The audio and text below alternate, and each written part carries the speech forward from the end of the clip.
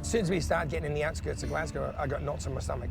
And I literally felt woozy by the time I got off the train.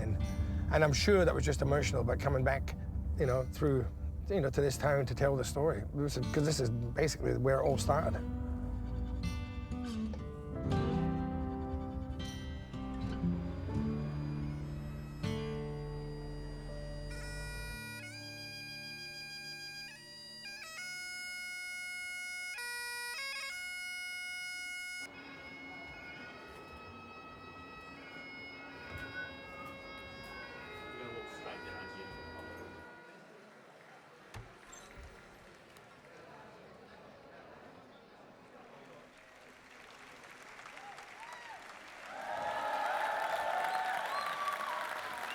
Good evening.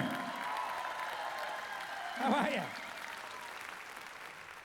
This is, I don't know how many shows we've done. It must be over 50 now in Australia and a couple here. This is probably the last of these shows we're going to do, and it's very fitting that we're doing it in Glasgow. So thanks for coming. I was born James Dixon Swan, and this is the story of how I became Jimmy Barnes. Scotland was my first home. Cowcaddens, a suburb close to the centre of Glasgow to be exact. One of the only places in the world you can get your heart broken and your jaw broken at the same time. As a kid, it looked to me like everything was falling down. There was rubble and mess everywhere. It was grey and cold looking, a lot like the people. Glasgow still evokes mixed emotions in me. I vaguely remember being maybe 4 years old, looking out the window on a Saturday night and being amazed at the scene on the street below at closing time. Singing, fighting, kissing and hustling. That was just one couple, my mum and dad.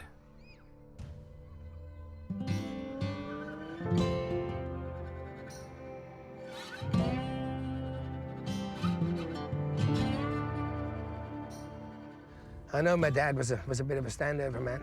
I think he worked for local gangsters and stuff like that as a hard man. I think my mum, she grew up really fast. She was basically, given to my dad. I remember my mum's dad lived separate to my mum's mum. Why Granny moved out was because, my dad, my grandfather, came home drunk and would do stuff like hang her over the balcony, 3 stories up by the neck, threatening her.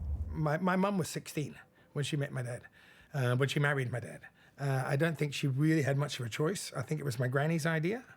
I think my granny decided my mum was going to marry my dad. And he was a good-looking guy, and my dad was so charming and soft-spoken, and he sang sweet and all this sort of stuff. And I think my mum at that point was just, happy to escape. It's like kids at 16 when they get married. It's everything's going to be okay now. And she, by the time she was 21, she had 5 kids.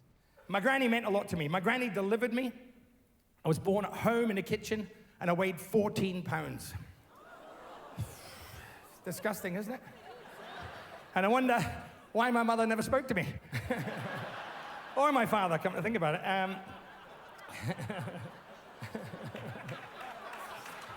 But my granny used to make my mum get on her knees and scrub the kitchen floor with a brush to take her mind off the contractions, right?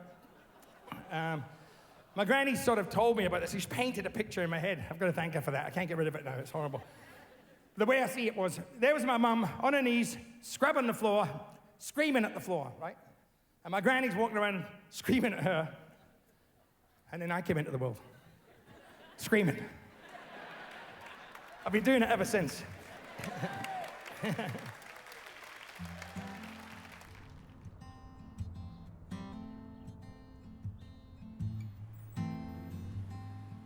The streets were narrow for a start. We obviously didn't have motorways and stuff like that, so they were narrow. They were boxed in. The tenements were all enclosed, so really tight. So, you know, every, you know, whatever, 10 yards, 20 yards, you would have another close, you know, and then they would go up 3 or 4 high. It was a scary place, you know, the houses without toilets. You know, we had to go down into the back alleys, I think, into the close to go to the toilet. And at night, they would just be filthy and horrible, and there'd be all sorts of weird people there and, you know, hanging out there. And you'd be out the back to an outside toilet and all that sort of stuff. Of course, where we were, we didn't have grass. These must be toffs. So we were the only family in the street that had a bathroom. So there used to be queues at my door for people to get a wash. We were posh, as you say, but everybody had to go to swimming baths to get a wash. That's how bad it was. You know, we'd be out playing all day. We'd be kicking cans, you know, footballs down streets like this. And we'd be in shorts and, you know, like cut-off jumpers. Everybody had runny noses. Kids were always snotty. You know, and you'd look up, and all these buildings were black from the soot, and all the fireplaces. Every single one of them would have smoke coming out, and it was a smell. It was the smell of mud and rubbish. There wasn't a lot of employment, so a lot of the guys really struggled to get work at that time. There was an awful lot of gang culture. Glasgow was notorious because everybody in Glasgow, they all carried knives, shivs they called them, or in the 60s, open razors. We were just throwing bricks and battens and branches and attacking each other and stuff like that. But it did get worse. It went into razors and really bad, people getting slashed. And my big sister got attacked out in the back of one of these apartments. This guy tried to rape her, and they caught him. And Glaswegian justice, the way the police were, at the time my dad was featherweight champion boxer of Britain, and he was hard. They took my dad down to the jail and put him in the cell with this guy who tried to attack his daughter, and left him there for an hour. My dad nearly beat him to death. That was sort of like blood for blood, you know, common Glaswegian justice. You know, it probably wasn't right, but it got a lot of satisfaction from it. Besides the fact, you know, that it was a tough town, and we were living in a tough part of town, you know, struggling. You know, my parents had a whole set of problems of their own, and we were, you know, there was like the violence in the house and stuff. Although it hadn't escalated to the breaking point where it got to, it was, you know, for a young kid, it was quite a violent upbringing, and there was a lot of things that you see here, that I seen here, that you shouldn't. You know, I remember, you know, being cold all the time, and, you know, being hungry all the time, being afraid all the time. And literally that memory, that first memory I have of being in my mum's, you know, held at my mum's chest, that's the only memory I've got of me feeling safe. The only memory I have of feeling safe as a kid. At the dark end of the street, that's where we always meet, hiding in shadows where we don't belong, living in darkness to hide our wrong. You and me at the dark end of the street. You and me, yeah. They're gonna find us. They're gonna find us. Gonna find us all someday. You and me at the dark end of the street. You and me. Oh, hey. And when the daylight go by, and by chance you walk downtown, if we should meet, just walk on by, my darling. Please don't cry. Tonight we'll meet at the dark end of the street. You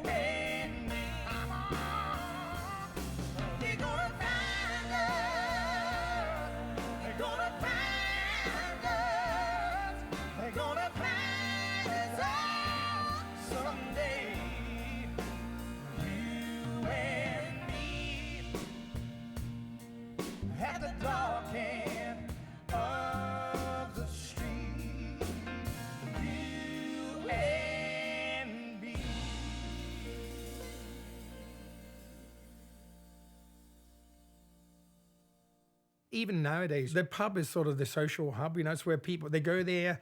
That, you know, most of them don't fight in public with their spouses and stuff. So they get there, they can have a bit of peace and quiet. It happens every night. Somebody will start singing at some point, you know. But in the days, my mum and dad just went round. Everybody sang. There wasn't any karaoke or singers. It was just guys sitting in the pub drunk, having a sing-song. And But Glaswegian parties, it's like there's mental telepathy going on. At the same time, the whole room would go quiet. And then somebody'd yell out, "Hey, Betty, give us a song!" And my granny would stand up, which did make a lot of difference because she wasn't that tall anyway. She'd stand up, and this is a song that my granny liked to sing at parties. One singer, one song. You get it, that's right, yeah. A heartache #1 was when you left me. I never knew that I could have hurt this way. And heartache #2 was when you came back again. As much as poverty was a part of our problem, the biggest part of our problem was booze.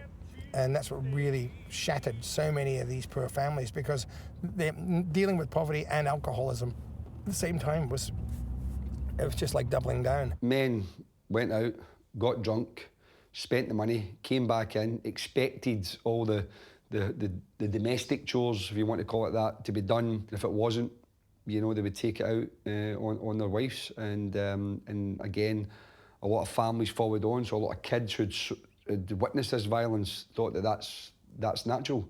I remember me and my sister used to be hated weekends because your mum and dad used to go out to the pub and they used to bring their friends back, and there used to be a party in your house till 2 and 3 in the morning, we'd be playing music, and then there'd be a fight. And so it was, we used to hear them coming along the corridor and we go, "Here we go. This is another adventure we're going to get through tonight." So it was no enjoyable at all for the kids. And as much as Glaswegians all like to sing and drink and that's why they fight too, because the booze causes the problems. The booze makes them violent. The booze makes them frustrated. The booze, you know, takes them to a space where they don't need to be. Oh, I'm sorry. I didn't realize you were here. I've been wasting time when I've got a lot of very important things to tell you. I want to talk to you about immigration, particularly immigration from the United Kingdom. We went to Australia. I think, well, the official reason was because my sister, I remember in Scotland at that time, it was a lot of coal. You know, there was shipbuilding, you know, foundries, all the houses were coal fires, and the whole place was grey and a lot of soot. And my sister, Dot, I remember many a night, my mum would be up with Dot head with towels trying to get her so she could breathe, you know, and taking her to hospital and stuff. So the official reason was we were going to move there because it was better for her health. Really, it was about running away from their past, trying to start. You know, they thought if they could. It was my mum's idea.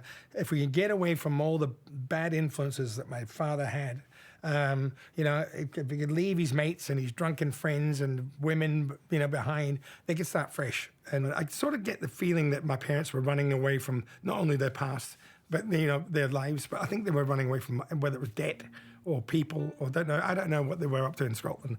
You know, you can't run from your problems, you know, and basically that's what she was trying to do. Around the world, I've searched for you.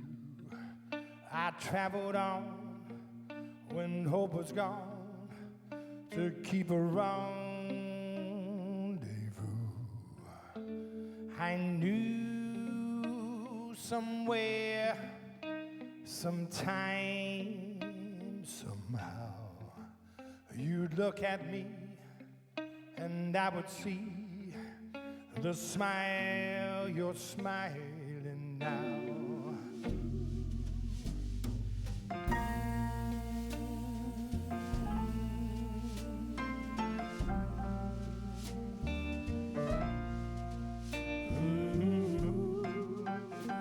The thing I remember most about the boat was the smell of sewage, because the sewage on our floor all backed up and the whole boat was just covered in a layer of crap, and it just smelled terrible.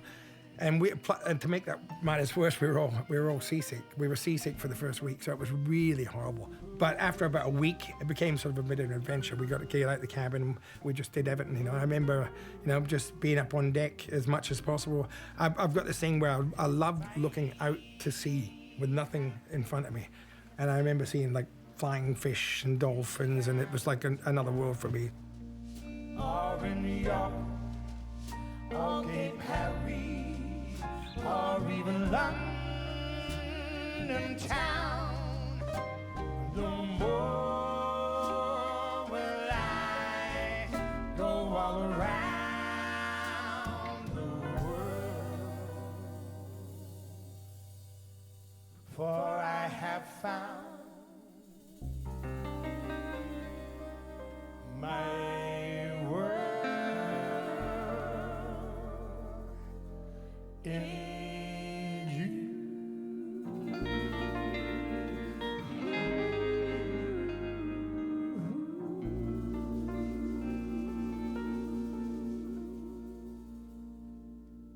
All the stuff that we wwere told about Australia was sunny South Australia and all that sort of stuff.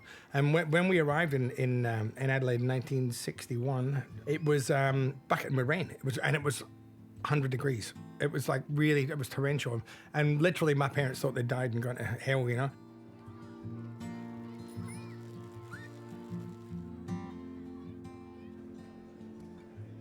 But for us kids, the rain stopped, and when the rain stopped, it was great. We got to go outside, and I got to tell you, I hadn't played football on grass until I came to Australia. I played on concrete and stuff like that. So this was like a new world. It was good. After coming from Glasgow, you know, Glasgow, we didn't see many trees. It was certainly around Cocaddens, where I grew up. So this was like incredible. It was like it could have been, you know, the Black Forest of Bavaria. You know, there'd be me and my brothers and sisters, anything from that to 10 or 12 kids, you know, we'd all be out here running around. All the kids from the hostel were the same. They just wanted to be out of the house. We were all excited because we hadn't seen trees. And most of us were running away from the same stuff. You know, our parents were fighting at home. So we just came out here and we literally stayed out all day and didn't go home until the sun went down. For a kid, it was a great life. We didn't understand anything then. We didn't understand the hardships. All I wanted to do was go outside and climb trees and muck about with all the other kids there. Everybody was a migrant there, so they're all there with the same reasons. One day I was out there looking around. I'd seen this ruckus across the road. I had a look. The circus had come to town. Fantastic. Never seen a circus in Glasgow. Not in Cocaddens anyway. We were out in the paddock just up past the forest here. And the lions escaped one day, and that was incredible. And they came running across the main North Road. There was police. They locked off the roads, and they were hunting them. The lion tamer spent most of his day drinking in the Jeps Cross Hotel pub, along with most of the parents from the hostel. I think the lions had ripped the trainer to death, tore him apart. So that's what happened. He got really pissed, got sloppy, and the lions got out, and they were in these paddocks. They were running free, just like us kids.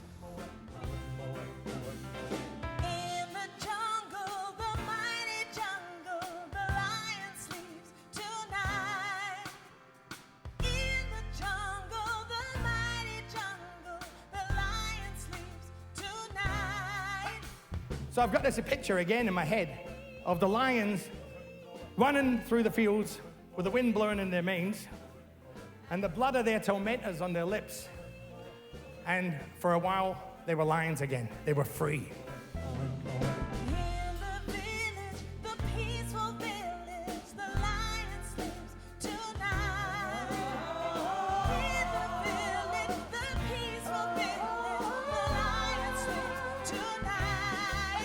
There was a bloke in Adelaide who used to own the gun shop in Hindley Street, and he'd just been to Africa, been on safari, and he had big guns, and the police, you know, rounded him up, brought him down, and they shot the lions. They killed them all, right? If you look at this is a picture from that day. Look at the state of that lion. Look how skinny, mangy, and beaten that lion is. One of the reasons why I related so much to the story is because us kids, we were that skinny, we were that malnourished and that mangy, we were that beaten.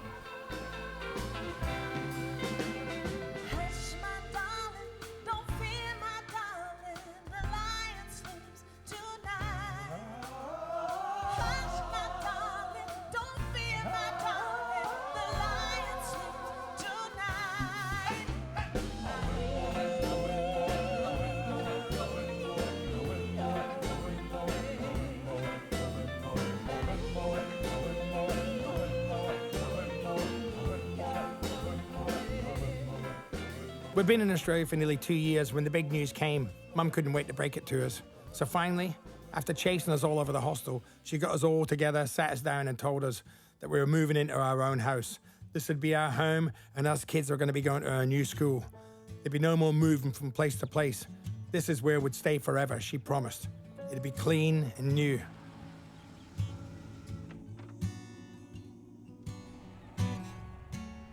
Hastbury Road, Elizabeth West, was our home for the next few years. They'd be some of the best and some of the worst years of my life so far. First memories of Elizabeth was watching the truck bitumenise the street. We moved in and it was still just a dirt street. First people into the particular house that we moved into.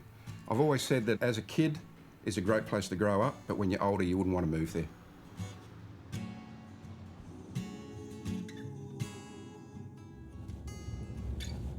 Yeah, this is all pretty full on up here. We used to just sort of run through these paddocks and you know, that was our football ground. First time I had sex was on this oval.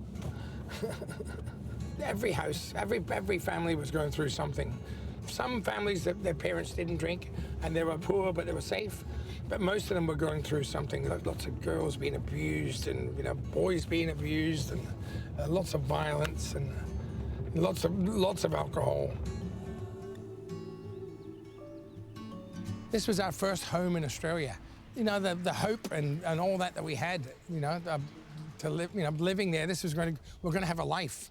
And it just never happened. And, you know, and that house was probably the darkest place in the world for me. I jumped the back fence when people were here. I'd climb up, lie on the roof and hide from parents. I'd climb out the windows, be across here, anywhere but stay in the house. It was a horror house for me. My dad was one of these blokes who had a fantastic work ethic, right? No matter what he drank, no matter what he did the night before, he'd get up and go to work. Unfortunately for us, though, whenever he got paid, he never came back. And this would happen. Went on for months and months and months. And my mum was getting sick of it because we were starving. Kids are all starving. She didn't have money to buy us clothes or shoes. You know, we were going to school with shoes with cardboard in the bottom to stop the rain coming in. And my mum was sick of it. She wanted to kill him, right? And I remember this day, she was standing at the door like this, you know, waiting for him, you know. And we were all little and we were all sitting around going, oh, shit, this isn't good, you know. Dad came back and we could hear him coming up the driveway singing a bit, you know, and he gets to the door, he can't get in. And he goes, come on, darling, let me in. I've been down the pub drinking with the boys, it's all right, you know. And my mum went, you fucking pig. How dare you?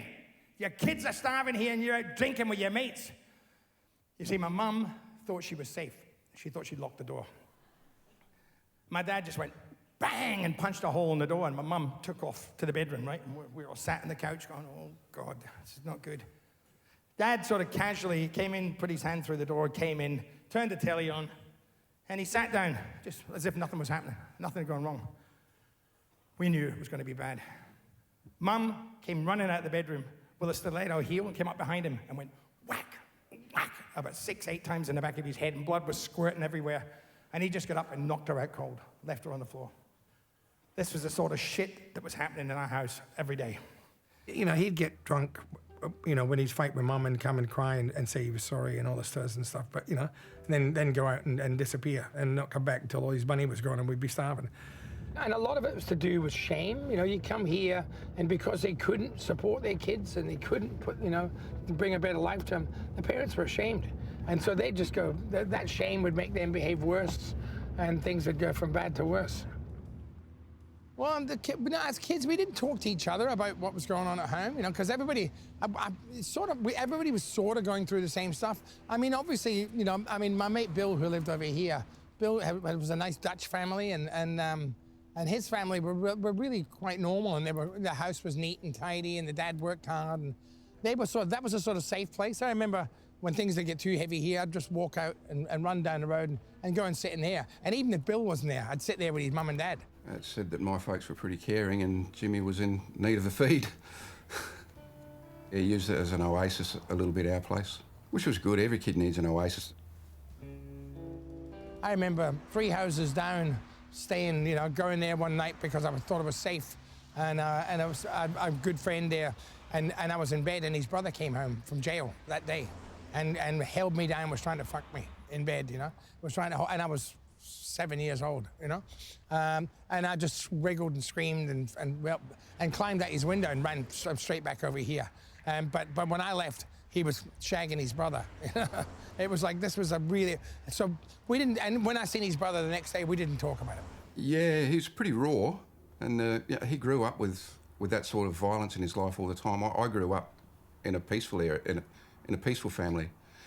So in that respect, we were chalk and cheese, family-wise. But as kids, I think we were just the same. He just dealt with more shit than I did.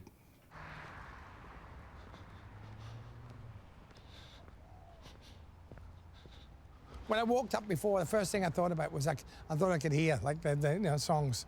Because my sisters used to sing, you know, where 7 little kids sitting in the back seat hugging and kissing with Fred, you know, and all that sort of stuff. And we, you know, so we'd have to do the dancing with them and stuff. So we'd be on that porch. We always wanted to be in bands, and we'd be up there. We'd cut out guitars and pretend we were the Beatles.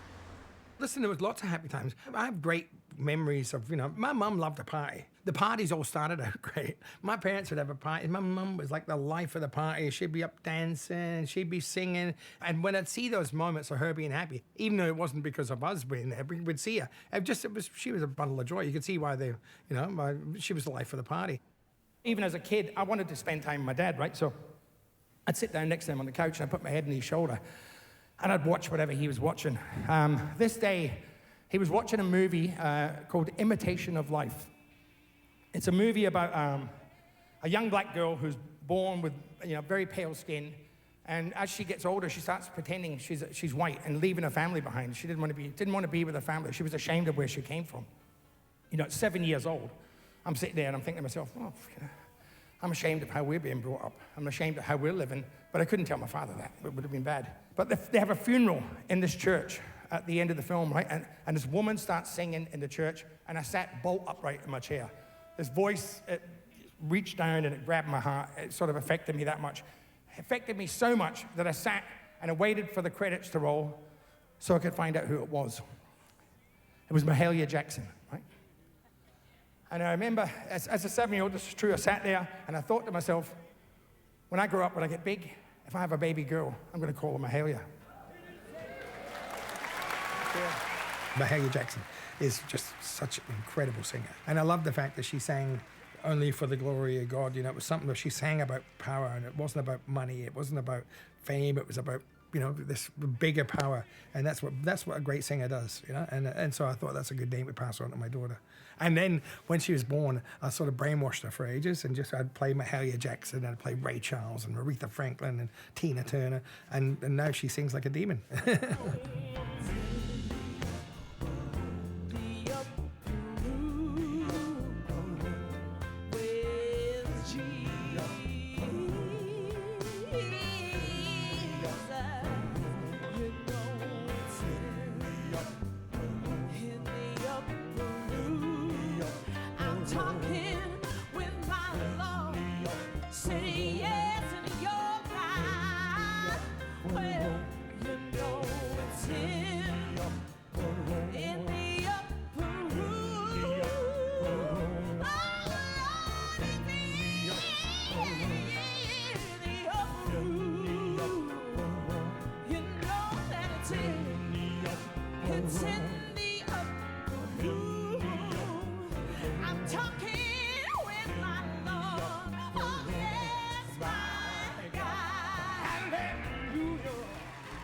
So things got worse. The drinking and the fighting got worse. Night after night, they'd have parties at our house, you know, with friends. My big sister Dorothy used to get worried, and she'd get the little kids, and she'd take us, and she'd hide us in a wardrobe, right?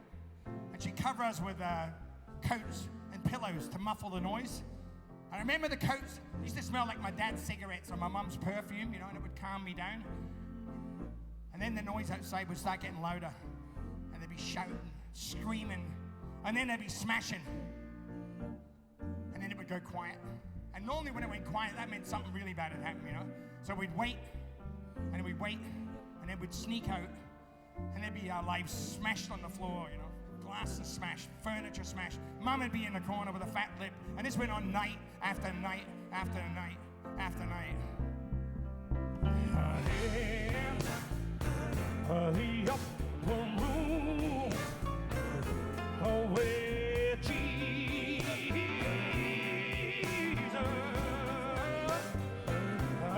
know me,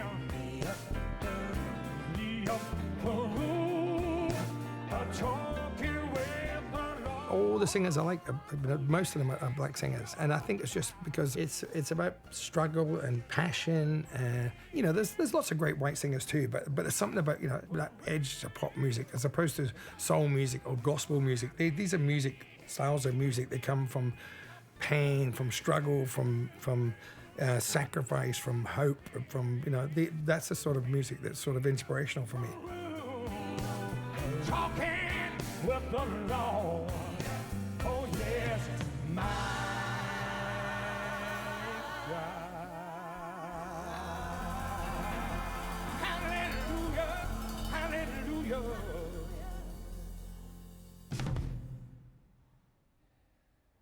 It was around the summer of 1965-66 that things really changed for us. One morning I woke up and Mum wasn't there. I didn't wake up expecting to find her gone. I didn't hear any fighting in the middle of the night. There's no breaking glass, no swearing, no cries for help. There wasn't even any shouting. She was just gone. The last bit of light in our lives was put out that day. I have to think that she knew that my father was totally incapable of dealing with a family.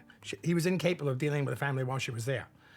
He would, run off and drink all the money and not come back for days. But she left, and she left 6 children under 12 alone. And as far as I know, never checked on us. My most early memories is probably with my sister Dot, carrying me around, taking me to a babysitter for school. And that's probably the earliest memories I have of her going off to school and leaving me there and coming back and getting me in the afternoon, and not particularly liking being left by her. I remember Doc sitting crying, at the table, just sitting wondering, and I knew it was, how she's going to feed us, what we're going to eat. We've got no lights, no electricity. What we're going to do? We can't see at night. It's just terrible. I try to be sympathetic, but at the same time, when I think about it in the cold, clear light of day, it does make me angry because I'm a parent, and I could never walk out with my children. I could never walk away from my children and let that happen to them. And to have that fear of not knowing how you're going to feed your kids, when your husband's going to come home, is he going to come home? What state's he going to come home? So she sat there and bubbled about it, and then he walks in the door and she's furious. I would be exactly the same, I should imagine, if I went there, and how I would react, whether it would be violent, sad, who knows? Until you walk those shoes, you wouldn't know. But I should imagine you would be living in a heightened sense of fear constantly. Now you'd think that with my mother gone, my dad would get it together and look after us. But he didn't. He just got worse, He was falling apart. More drinking, At 9 years old, our house wasn't a safe place to be, For me, it wasn't a safe place. I worked out that when everybody passed out at the house, I'd go through my dad's trousers and find a few bob, right? And then before the sun came up, I'd step over the bodies of people that had passed out in the house. And I'd go out and I'd walk across the paddock to the train station. I'd wait for the first train into town. I'd catch a train to Adelaide. I'd walk up the road to the tram stop, right? And I'd get a tram to Glenelg. It's a beach suburb in Adelaide, right?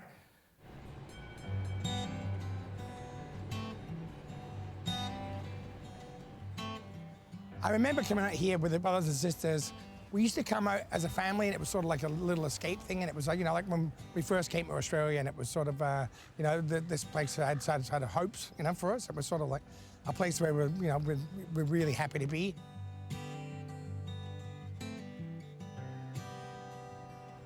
It was, this was a famous beach in Adelaide. Back in the day, they used to have like sort of fairgrounds here and all that sort of stuff. So it was a place where lots of families used to come and all that. And I just sort of, I loved all the beaches along here. This one was probably the easiest one to get to. And in that period, that 3 years when that was going on, when I used to run away, that walk I took from the tram stop to the jetty, I didn't know it, but every time I did that, I walked past the house where my mum was living.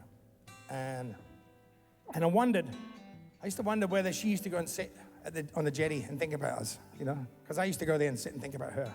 But I don't think she did.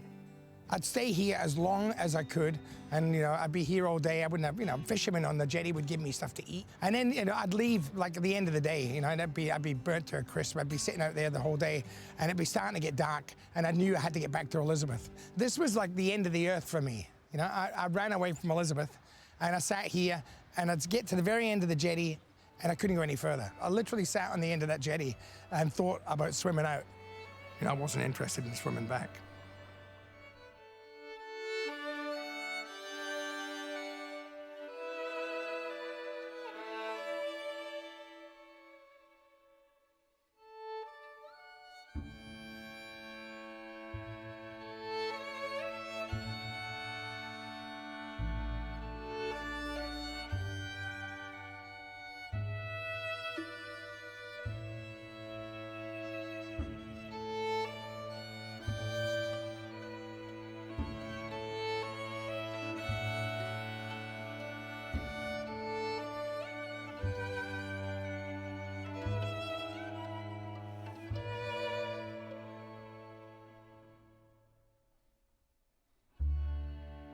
Here I am,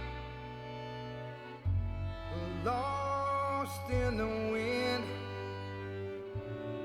round in circles sailing, like a ship that never comes in. I'm standing by myself, sing a sad song, good man, sing a sad song for me.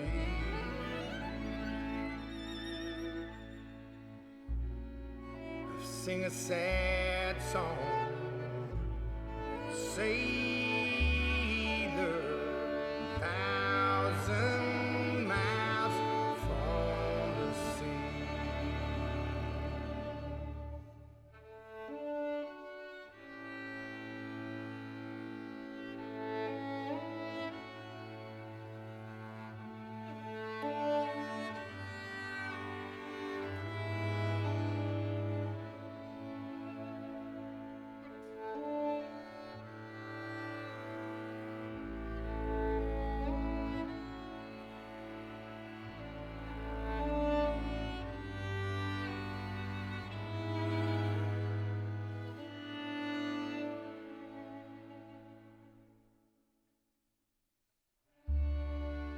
Here I am,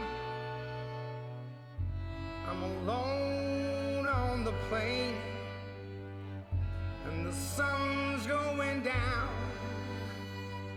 and it's starting to rain, and Papa will go sailing.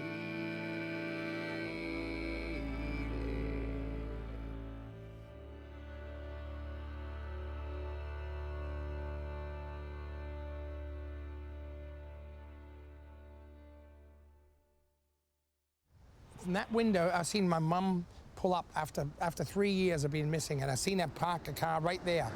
And I came running out this door and out the gate, and the car took off up that road, and I was running up the street after it, trying to catch her, and it didn't stop. And I was screaming, I was crying, and she just kept going. A couple of months later, I look out the window again, and there's a car, and I know it's my mum. I can see my mum sitting there, right?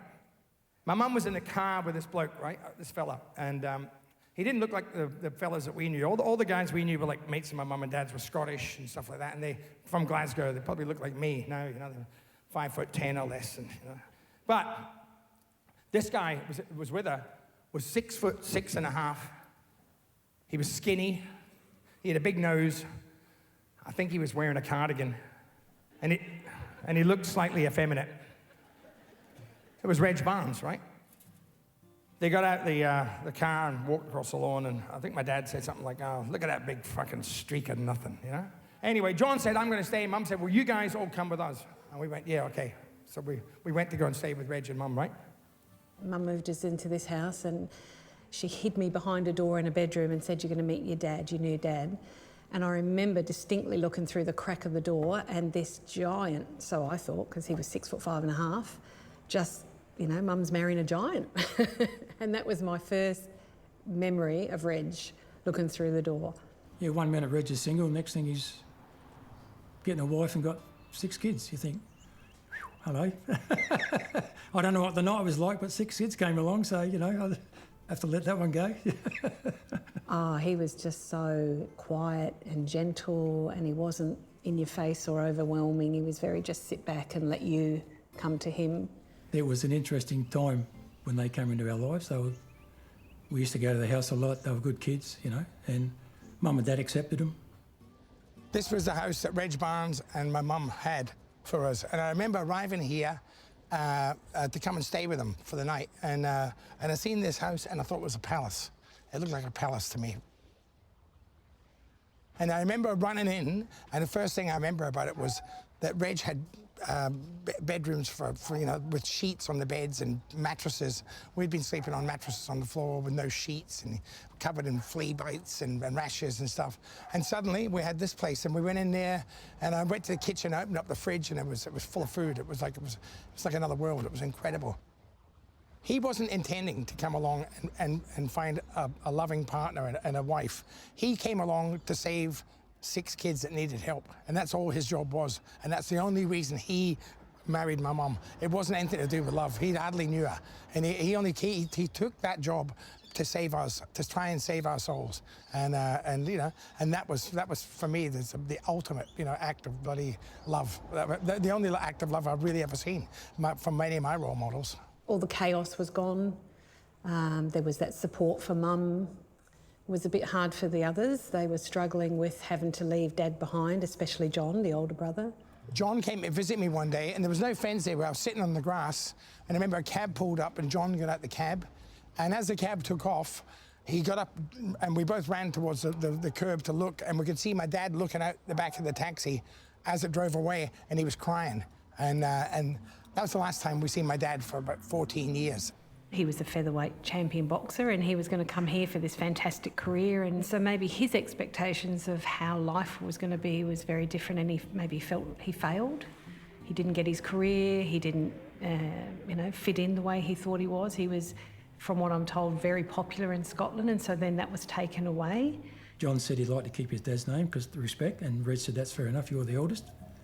Reg respects that. He said, and the rest said, okay, we'll become the Barnes, and that was it. And I become part of the Barnes clan. Like I said, I was scared of everything by this point, and you know, and I had trouble sleeping at night. I'd wake up screaming, you know, having nightmares. And Reg Barnes said to me one day, he said, I'm going to go to my mum's place and get something for you, right? So he goes, and he comes back with this.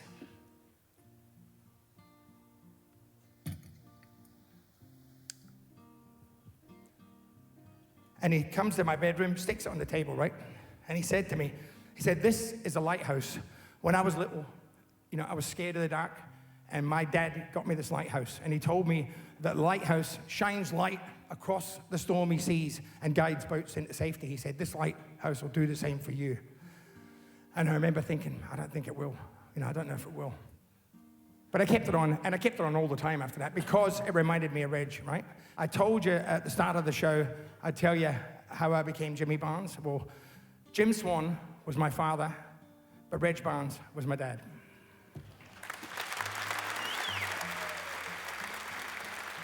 I remember Jim saying Jim Swan was his father, but Reg was my dad. And that just, see you later, I was gone. I was finished for the night. I was a wreck, and that was it, I was over. But yeah, that was very, very, that really hit me hard, that did. That was very nice what he said. Not long after that was the first time came up. We were going to meet Reg's family for the first time, and this was novel. It was good, you know. They were having a party. Reg's young brother's 21st, you know, and we were all going to go and meet the whole family for the first time. So Mum, you know, she got us kids aside, and I remember she said to me, she said, "Don't mess up, or I'll bloody belt you," you know. And all right, Mum, all right, I'll be good. Now in Adelaide at this time, there used to be mods and rockers, you know. If you don't know what they were, mods were like so mostly British, and they dressed up pretty sharp, and they were basically hoodlums. You know, my brother John was a mod, right? We didn't know it, but Reg's young brother, whose 21st it was, he was a rocker. So we didn't know this at the time, though. So come the day of the party, my brother John comes out of the bedroom, dressed in a salmon pink suit, 3-piece suit with flares, ready for the party, you know. So, all right, this is not going to go good. And so anyway, we head off to the party. And all the women were in the kitchen and in the lounge room, and all the men were down the back by the keg, and my mum didn't fit in anywhere. My mum was sort of in the corridor, and she had us huddled around her for protection, you know, to keep her safe, except for my brother John. He went down to the keg.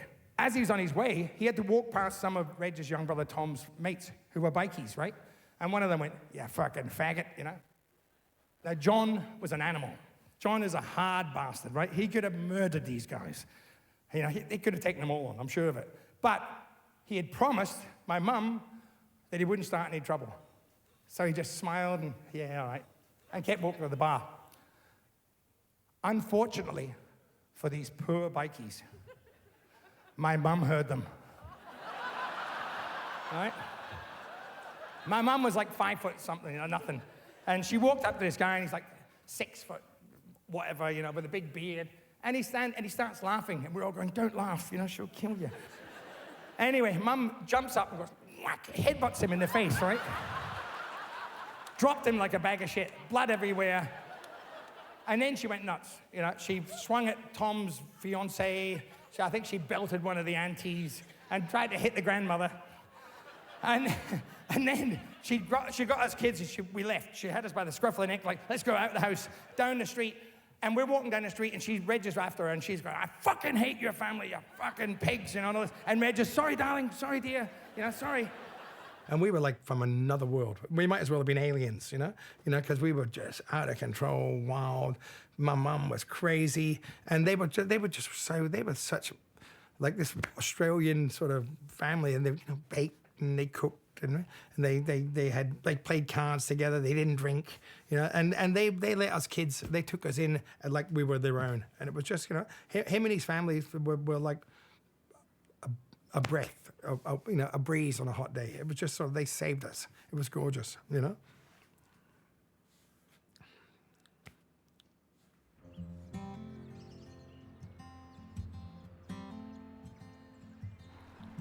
People were going, "Oh, Port Adelaide's a tough area, dockies and wharfies and stuff."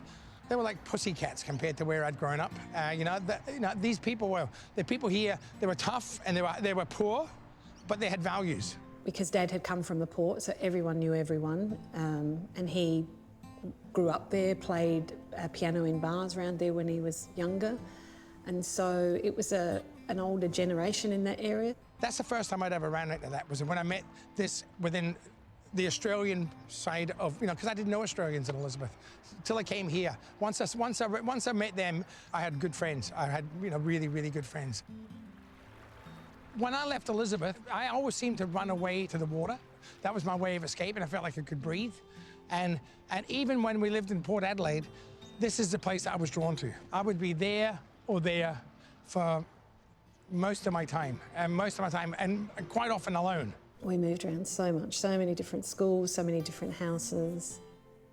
Yeah, I think looking back, I wonder if it's because Mum was looking for something from Scotland that she could never find here. Mum moved a lot, even like when Mum left my dad, she moved a bunch of times that we found out later. That's why we couldn't find her. But even when she moved in with Reg, we'd move every few months. I don't think she ever felt like she fitted in. And quite often it was, she always said we had prowlers, or there was, the house was dirty. She was very clean. Mum was amazingly immaculate and hated vermin, and she would move out of house if she thought there was vermin, or if people were not right in the street for her kids, or if she thought they were, leaning on us the wrong way, she would up stumps and off we'd go. We moved that many times you could whistle, and the furniture used to jump in the back of the trailer because Reg would get a place to rent and he'd do it up, and then the landlord would come along and say, "Oh, that looks good, I'll put up the rent." So they had to move. So he moved and they put up wallpaper again, and off we go. I think one year we moved about 9 times. But Mum didn't feel comfortable anywhere, like I said, and she wanted to be back in Elizabeth with the rest of the Scottish immigrants and her pals and all that there. Elizabeth held nothing but bad memories for us kids.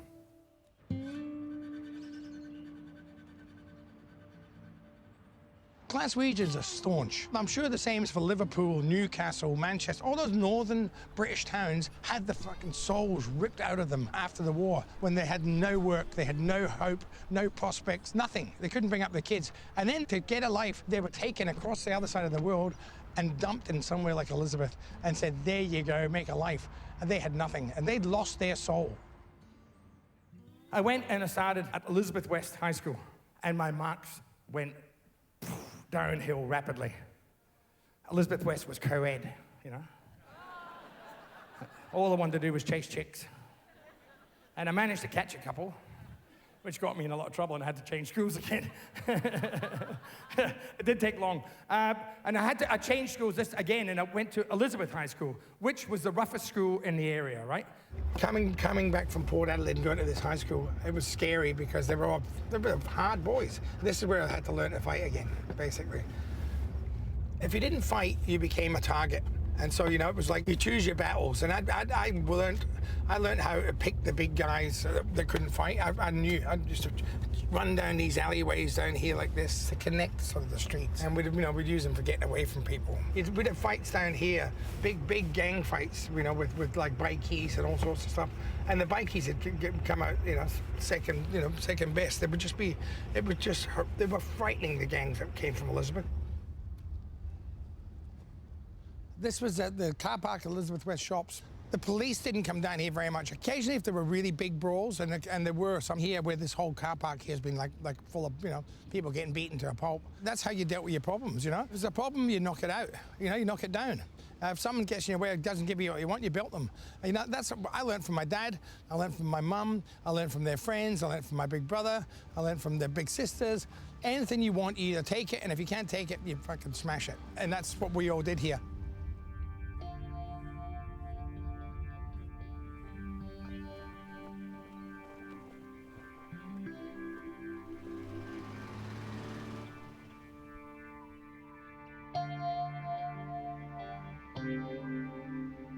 Every day was the same as the last in Elizabeth.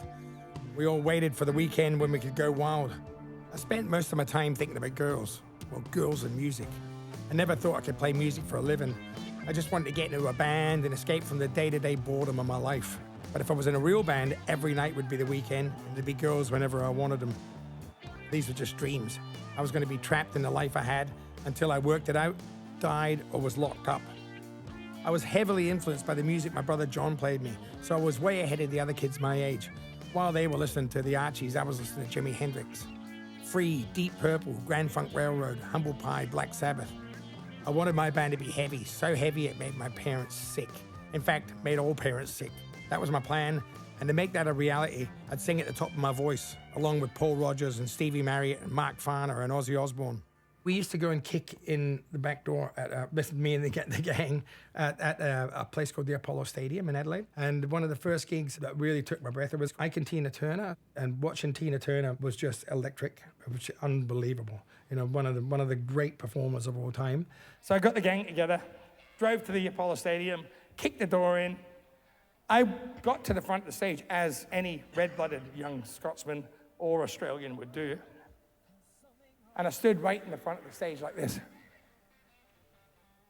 And there was Tina Turner's legs. Over here were the Ikettes' legs. It was just awesome, you know? I was in heaven. This is a song that Tina Turner did that night.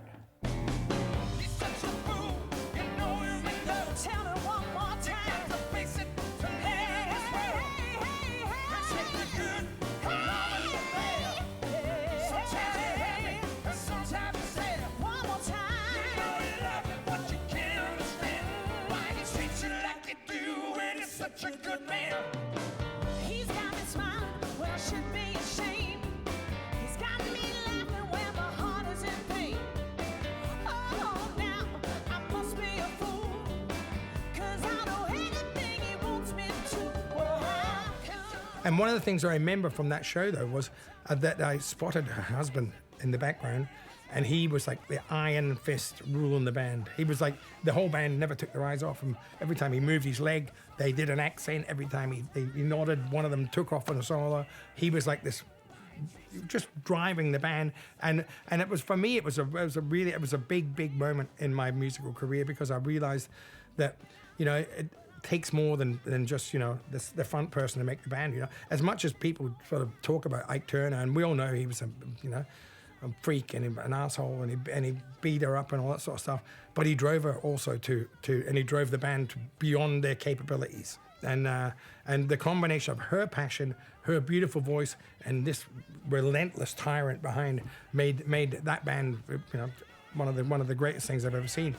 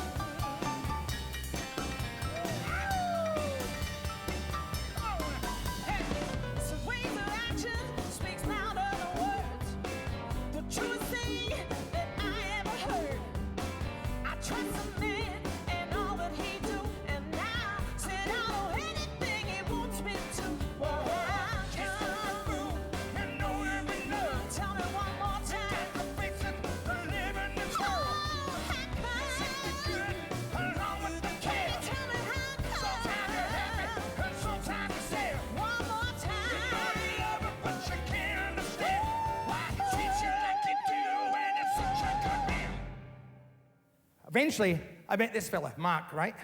Mark was my mate, and Mark liked the same sort of music as me. Mark liked Deep Purple, and he liked Free, you know. And he was a guitar player. He was a good guitar player. And he said, why don't we get a band together? He said, you can be in the band. I've got a bass. You know, you can be in the band and be the bass player. I said, well, you know, I'm thinking to myself, I don't play anything. He said, you can do this. Be the bass player. So I thought to myself, chicks like bass players. It's only got 4 strings. How fucking hard can it be? So that's it, I'll be the bass player. I was always confident, right? So anyway, I take the bass and I start learning some songs. We got a drummer from school, and we're looking around for a singer. The other 2 didn't sing at all. And they're going, you can sing? You sing and play bass. I said, all right, I'll do it, you know, confident. There was only one problem. I couldn't play bass and sing at the same time. So our band, whenever there was bass playing, there was no singing. Whenever there was singing, there was no fucking bass player. But anyway, we managed to get away with it, and we thought we were pretty good. And after the gig, I was backstage having a cigarette, basking in the glory of how good a bass player I was. And I went out, and everybody was gone. Everybody was gone except for one chick. And she was cute. She was very cute. It was Kim, right? Kim was like me. I know she stayed out late, and she was always last, and she drank like most people I know, you know, especially at that age. We drank because we thought we became better people. We thought people liked us more. I realized that, you know, Kim, you know, slept with me, and I slept with her because it made us feel that we were worth something. You know, we thought if somebody slept with you, it meant you were okay. You know, you're worth something. So it was a lot of things that happened. It wasn't that we were sort of madly in love, going, you know, steady. It just happened, and then, you know, I find out that she was pregnant, and it scared the life out of me. So there was Kim and I. We were both 16 years old, right? Being given advice about the most important decision in our lives by our dysfunctional parents, right? And we're just standing there, and that was all decided for us. The baby was going to be adopted out, right? Kim's mum applied for adoption, and without us knowing about it, on the 6th of August, 1973, David Campbell was born. From the minute he was born, he was gorgeous. In this world of pain, he brought joy, you know, to everybody around him. You know, his mum, his grandmother, to me. He was just like, you know, it was like a bundle of life. It was gorgeous, you know. So David was born and was brought up by his maternal grandmother, thinking that was his mum. I was always there. I'd pop in, you know. I wasn't allowed to be too close. He sort of just came in sort of like a mass of hair and jeans. I remember the energy more than anything else. I remember that, you know, you have visitors as kids all the time, but there was something different about this one. There was something different about this in my mind and in my heart. Jane knew about David, you know, pretty well once we started going out, you know. And I was always worried. I'm thinking, imagine your girlfriend, you know, your wife, when she became my wife, you know, thinking there's another child in your life, and, you know. And I was scared about bringing it up. And one day Jane said to me, where's your son? He has to come and see you. He said, you know, and she said to me, I couldn't not have my son in my life. You know, it was almost like disgust. And I'm going, oh, good. I saw photos of him before, and I asked to meet him, and I thought, you know, I was curious as to whether he was in Jimmy's life, and at that stage he hadn't seen him for a long time, many years. And I said, oh, you know, I really felt that, just my instinct, I'm fiercely maternal, that he should keep contact with him.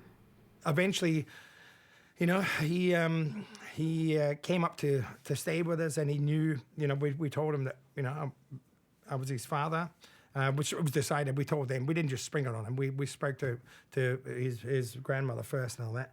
It was decided it was time. I remember just, you know, I remember just time stopping, really, for a second, because you just, yeah, everything you know is wrong. You know, I was 10 years old, and everything I knew was different. So Jane was the one who welcomed David into our lives, not me, because I was afraid of how it would impact on her. And you know, she was amazing. She was the glue keeping a lot of that together. You know, she was the one who was actively calling my grandmother to get me over. She was the one actively getting my dad, you know, you got to go call him, you got to go see him, you got to do this. So, I mean, if it wasn't for her, I wouldn't be nearly as grounded as I am with all of it. Oh, we love each other, yeah. He's very special to me. I'm going to tear up. He always was a beautiful boy, and I guess he was the closest, like when you asked me about feeling or having compassion for Jimmy as a child, you know, I guess maybe David gave me that feeling or that sense, because I always think I had, even though I didn't know all the facts, I had some sort of, at a subconscious level, intuition of that something, I know I needed to let him know that life was good. I'm one of these people, I don't regret a lot of things. I've made a lot of mistakes, believe me, but I don't regret a lot of things, you know, because I figure out all the mistakes I've made has brought me to where I am, and I'm pretty happy where I am, so I can't change it. But if I could change one thing, you know what I'd do? I'd spend more time with my son David, because he needed his dad, and I needed him.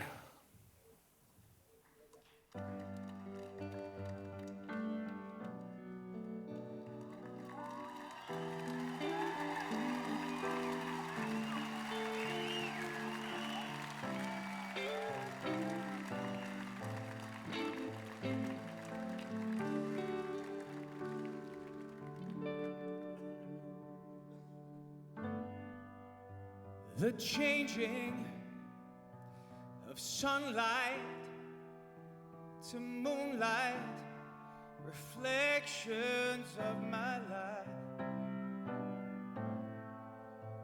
Oh, how they fill my eyes.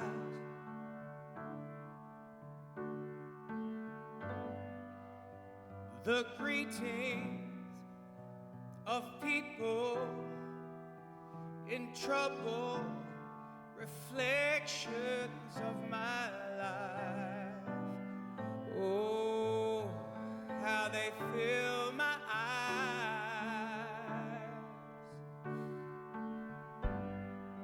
All my sorrows set tomorrow. Take me back to my old home, and all my crying, and I feel I'm dying. So you had that big screen up, so showing all the photos up on the big screen. And I was fine. You know, I've done this. I've made a career out of doing this and being fine on stage. I've sung for lots of people. But when he put that picture of me up with that pathetic bowl haircut, and then he talked about me, and he's never spoken like that about me, to me. And it was overwhelming. The world is a bad place, it's a sad place, it's a terrible place to live. Oh, but I don't wanna die, yeah. And all my sorrows and sad tomorrow, take me back to my old home. He'd created this moment for us to heal. And he'd sort of given us this gift. And given it through a gift of where we do our lives in this public arena. He and I both do that with our own work. To my old home.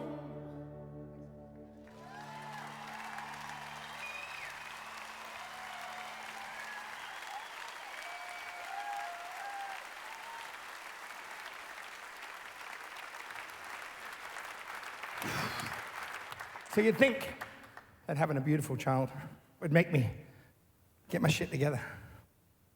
Didn't. I got worse. You know, I just drank more and got out of it and fought. You know, every night of the week, I used to be at the Elizabeth Shopping Centre and we'd be drinking with any money we had.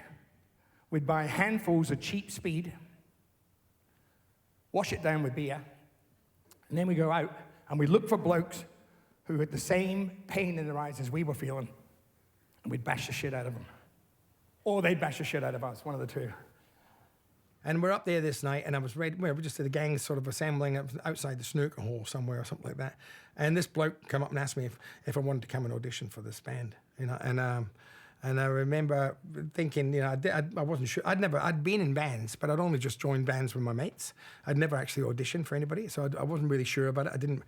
I wasn't good wasn't confident. But anyway, he gave me an address, and he said, look, this band's going to get together on Saturday. Come up and in the town and try out. I got the train into Adelaide, right? And I'm walking around looking for the address, right? And I found it. It was the Women's Liberation Hall in Adelaide. I thought it might have been a joke. So anyway, I'm standing there and I thought, what have I got to lose? I walk in.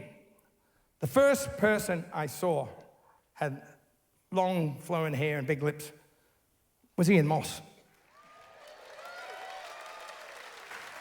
Mossy was a country boy, you know. I'll tell you how I knew. He didn't wear shoes. His jeans were too short. I think he had crochet at the bottom that his mum had done to make them longer. I might have made that bit up.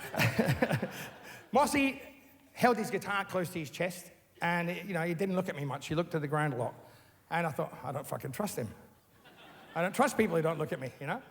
I sort of stepped forward to shake hands, and Jim just stayed right where he was and sort of looked at me like he wasn't sure whether he was wanted to fight me or what. And I was quite taken aback. I'd never ever come across that before, where you didn't meet someone and shake hands straight away. Next person I met had a big beard, looked like a bloody uni student. It was Don Walker, right? Now, there was a reason that Don looked like a uni student. It's because he was. He was studying quantum physics, you know, at university.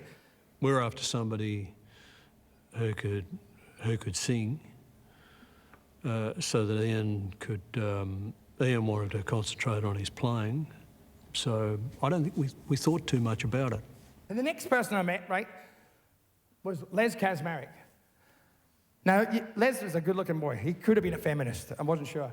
But Les was a sort of middle-class Polish boy, and Les started Cold Chisel, you know, it was his band, you know, and Anyway, Les and I seemed to sort of, we were talking, we were mates from the get-go, from day one.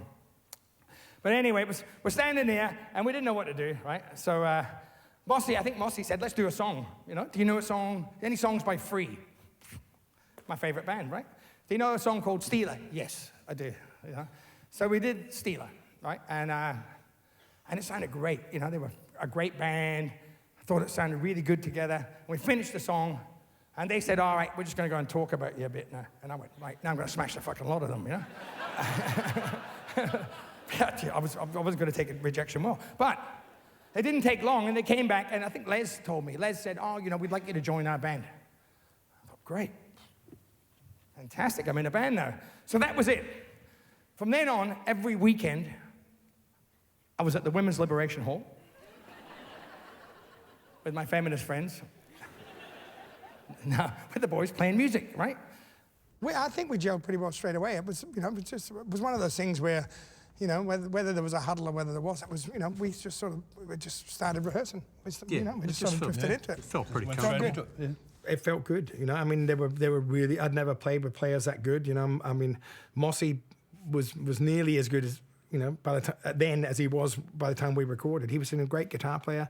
Don was already, starting to experiment with writing songs. But it was so we were just sort of like really getting to feel out each other, getting to know each other. And, the way we did that was through the music. We didn't really, it was only the music that sort of made us gel, I think. Still does. Still does. We still don't like each other. They sort of rapidly became my family. Because I didn't want to spend time with my family anymore. I didn't feel good. So I just started spending more and more time with these guys. We didn't really do many. We did 2 gigs before we left Adelaide. Something like that. I think we did the Polish Club and we did Gawler Racetrack. Then Don went to uni back in Armidale and we all tagged along, whether he liked it or not. I had an opportunity to do an honours year on top of the 3-year degree I had done. I said to them, look, guys, this has been fantastic. But, I have to go back to Armidale for a year. It was a bit of a shock because I'd certainly really connected with the guy, and I thought at first that he was more or less saying, look, I don't want to do this anymore. I think Don's fear was you'd sort of always end up sort of trapped on this one level. His thing was to sort of get out, get a farmhouse, out of the country, stay out of under the radar completely, and just rehearse and play, and you come back in and just blow people away, so you're up here. We bought a little baker's truck, tip-top baker's truck, and we all left in the back of the truck. And I remember driving through the Adelaide Hills, and we had our gear and we had a mattress in the back of the truck, and we'd be going through the hills and we're getting thrown around in the back of this truck. And even then, I felt a relief. But the further Adelaide got behind me, the better I felt. And I realised that was just because I didn't want to be there. Everything reminded me of the past. My mum and Reg split up not long after I left. And my mum found someone else to torment. And then one morning she was just up and gone and Dad said she had left and with Ray and it was, oh, wow. I've never seen my brother bitter, but he got a bit bitter for a while. He was pretty hurt. But the girls and Jim and the boys, they stood by him. They hung around him. They always called and asked how things were. They were still pretty close, but the split wasn't very nice at all. When my dad left, he told us nothing but bad stories about my dad. Never want us to see him again. When she left Reg, it was all Reg's fault, and she bagged Reg completely, brutally to the point of brainwashing us almost. And we weren't allowed to see him, but we couldn't keep away from him. We loved him, so most of us went and seen him a lot. Of course, Cole Chisel had to go back to Adelaide. That was our hometown. Don finished uni. We all went back to Adelaide and started working around. And every place I seen in Adelaide reminded me of something horrible that happened to me in my life. Something horrible that happened in my childhood. So from the time I got back there, I must have driven everybody nuts because all I wanted to do was get hammered, got smashed. Steve Preswich, the drummer, right? Steve was an immigrant, just like me. Steve, in fact, he came from Liverpool, and he lived in Elizabeth like me. But instead of being in gangs and fighting, Steve played music, wrote songs. So Steve and Don, many years later, wrote a song about going back to your hometown. This is a song that I've sang every night for 35 years or more. This song, every time I sing it, I feel a bit sick because it just reminds me of it. Kids are driving Saturday afternoon, just pass me by, and I'm just savoring familiar sights. We shared some history of this town and and I can't stop that long forgot feeling of her. It's time to book a room and stay the night. Number one is to find some friends to say you're doing well. And after all this time, you both look just the same. And number two is the happy hour at one of the two hotels. Settle into play, do you remember so and so? And number three is never to say her name. Oh, the flame trees around the weary drive, and there's nothing else could set fire to the shadow. There's no change, there's no face. Everything within its face just makes it harder to believe that she won't be around. No, needs that sentimental bullshit anyway. Everybody comes from somewhere, and they, more often than not, they finish up somewhere else. Everybody's a little bit of an exile. There's little cord attaching you to where you came from. And the song somehow has that thread in it. Do you remember nothing stopped us on the field in our day? Oh, the flame trees ran the weary drive, and there's nothing else could say back to the sound. And there's no change, there's no pace. Everything within its place just makes it harder to believe that she won't be around. Another flame trees around the weary driver. And nothing else could say about to the sound. And there's no change, there's no pace.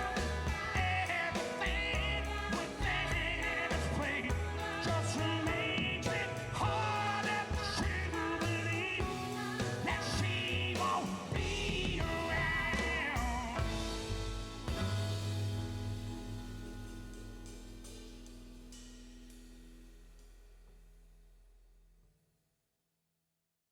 Years later, I was in our nation's capital, Canberra, right? Canberra, if you haven't been there, is a cold, cold place. I used to go there all the time, and I think, fuck, this is a cold place, you know? Until I went there on the 29th of November, 1979. I walked into a room, and I seen this girl, and she was the most beautiful girl I'd ever seen in my life, right? And I'm there, and I'm jumping around, and trying to get her attention, and, she wouldn't look at me. And this was, of course, Jane, my wife, right? I found out, Jane told me later that her father told her not to talk to strangers. And she didn't know me, you know, and I guess it was strange. And I remember, I thought she didn't speak to me because I thought maybe she didn't speak English. She looked so exotic. I didn't know where she was from. I thought it could have been Tibet, it could have been anywhere, you know. I'd never seen anything like her. I just had met him at the concert, and just briefly as Cultures had finished their show, and he said, "Oh, what are you all doing now?" And so I invited him to my friend's place where I was staying. I'm a Canberra girl, so. From the minute I seen her, I was on my best behaviour. I just sat with her, you know, and I remember sitting there with the angels, you know, they were drinking wine. Well, I didn't drink wine. I didn't drink for flavour. I drank to get hammered. You know, normally if I was at a party, I would have been creating havoc. I would have been drinking myself to the ground and chasing the chicks everywhere. I sat next to Jane with sort of, trying to make intelligent conversation and stay sober. And Jane said, "Oh, let me sing you a song." And I said, "Oh, this will be good." So she got an acoustic guitar and she sang Puff the Magic Dragon. And I'm going, "Are you serious?" And I'm going, "Oh, that's nice. You know, that's really nice." It just got a little rowdier than I expected. And I remember having to call a taxi for him and saying, "Look, you know, there's a taxi for you here." And he said, I don't remember calling one. And I said, "But there's one here." Somewhere mid-tour, Steve had fallen and broken his wrist, our drummer, Culture's drummer. And we've recruited a drummer from a band out of Melbourne called Trevor Young. The band was Lobby Lloyd's Coloured Balls, and they were a skinhead band, right? It wasn't my place, and their drummer, who was filling in for Steve Pressrich at the time, was getting a little out of control, and thought it was time to close the party down. And I remember walking to the door, and I was just heartbroken. I thought, bloody Trevor, I'm going to kill him, you know? He couldn't keep it together for one night. We had a nice time, and he asked if we could see each other. And she must have known I was sort of shattered, because she said, "Look, I'll come and see you at the airport tomorrow, and I'll give you my phone number." And I went, yeah, sure you will, you know. I'd been thrown out of parties before, you know. Went to the airport the next day to fly out, and there was Jane at the airport. And I couldn't believe that she actually came. So it was great. She gave me a phone number, and slowly we started, you know, dating in Sydney. It was a fateful night.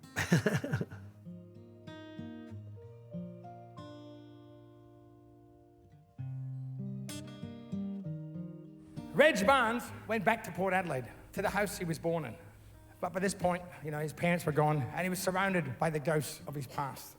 Reg died in hospital, and my little sister was there, and she told me that although there was just the two of them in the room, Reg said the room was packed. He said that his mum was there, his dad was there, his Auntie Dory, who taught him how to play piano, was there, and they were all there to guide him to the other side, you know?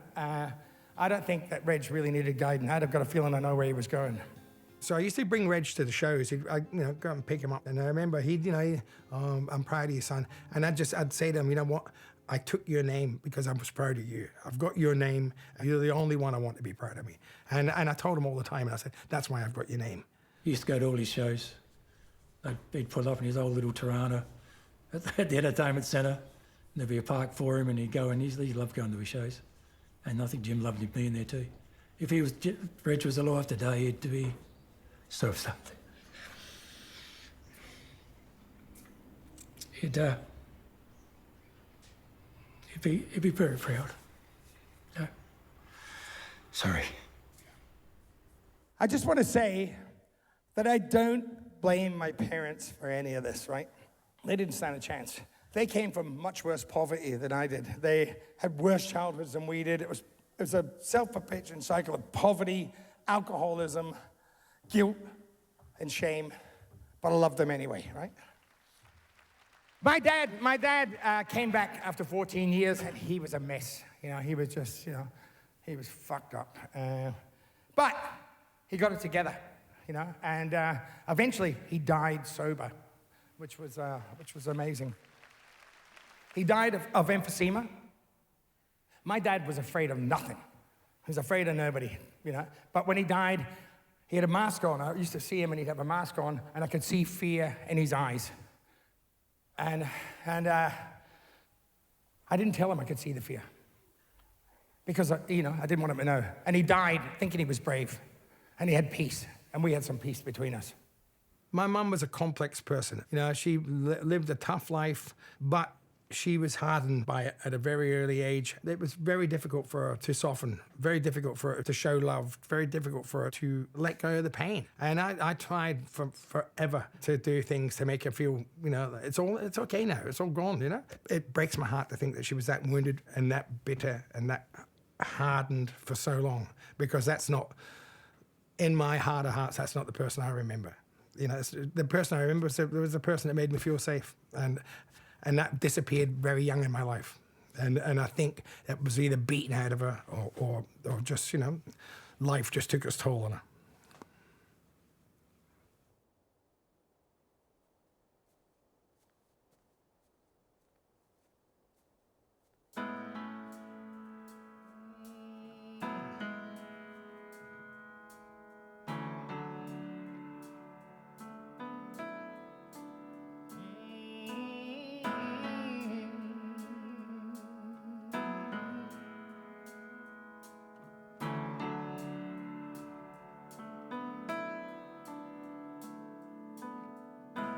When the war is over, got to get away.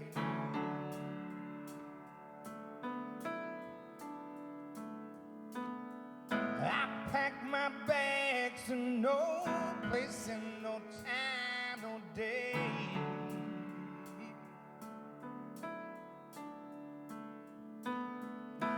You and I, we used each other's shoulder. Still so young, but somehow so much older. How can I go home and not get blown away?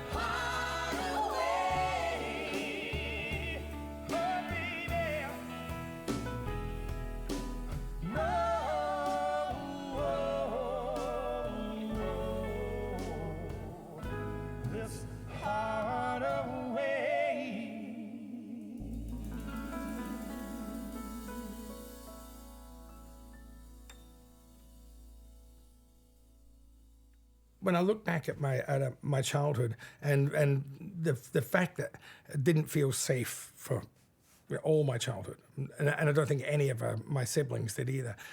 For the fact that we were, being exposed to violence and promiscuity and abuse, sexual abuse in our own home.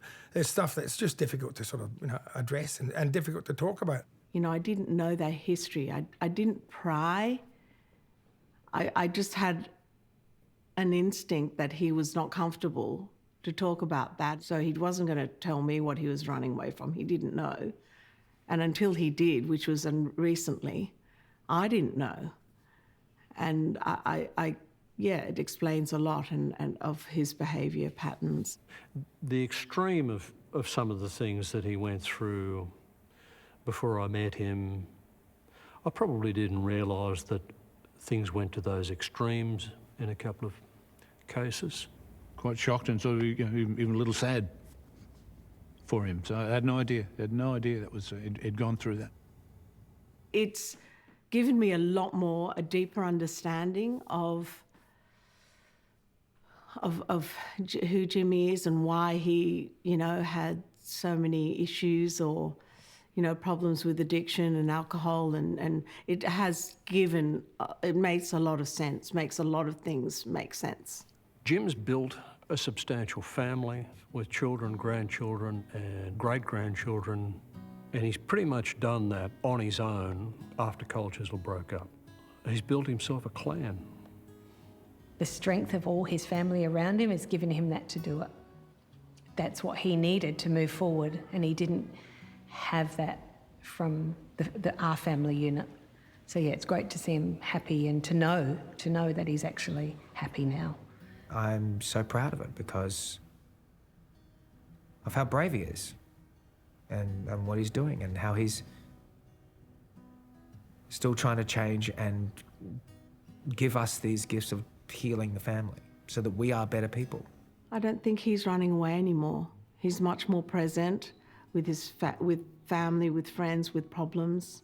I wouldn't say to tell anybody else to get to where I am by doing what I did, because you might not make it, and it's not healthy. But it's made me who I am, and I'm starting to like who I am, and I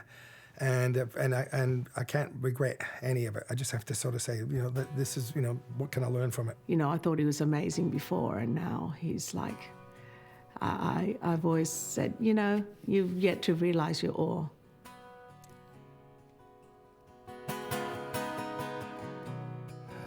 Got one more remaining hour with you in this dusty room.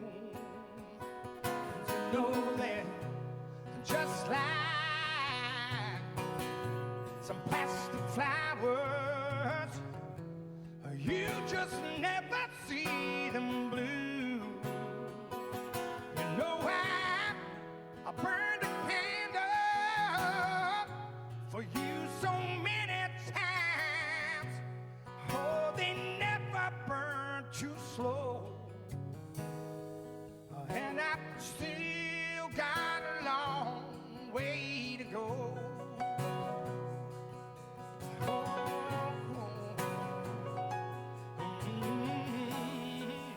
Listen now.